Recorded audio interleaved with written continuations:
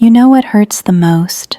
Realizing that someone you loved with everything you had didn't carry you in their heart the way you carried them in yours.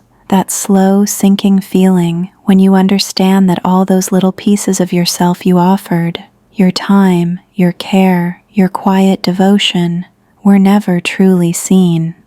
And suddenly, you feel foolish. Foolish for believing in someone who couldn't see your light. Foolish for loving too deeply, for hoping too much, for believing that maybe, just maybe, they'd feel the same. You wish you could switch it off. You wish you could stop feeling the weight of their absence, stop aching in the spaces where their attention used to live.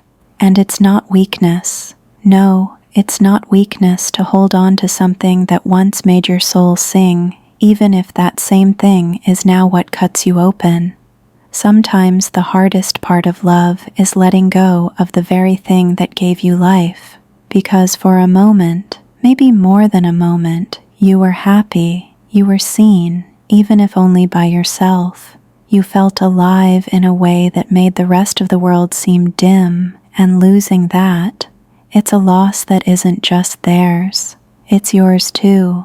It's brutal to realize you were the only one terrified of losing them, the only one counting the seconds until they'd notice you. They'll never know the depth of your care. They'll never see the parts of you you only whispered to them, never know the places your love could reach.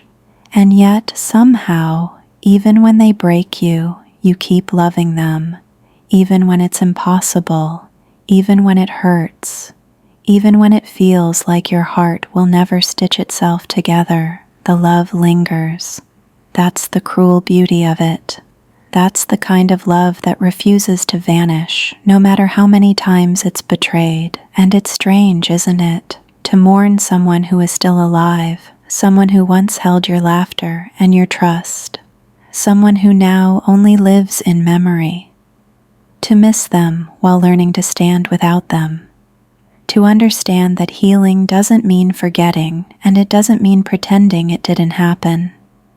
Some people leave marks on you that never fully disappear, and maybe they weren't supposed to. They gave you moments that shaped you, that taught you what it feels like to be seen and broken all at once. And that's okay. But at some point, you have to let the ones who weren't meant to stay walk away.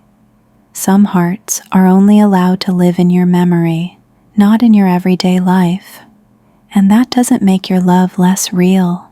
It doesn't mean you didn't give enough or care enough. It just means it's time to turn that love inward, to let yourself be the one you hold on to the most, to remind yourself that your heart, though bruised, is still capable of its own kind of extraordinary, and that you deserve a love that doesn't leave you aching in silence.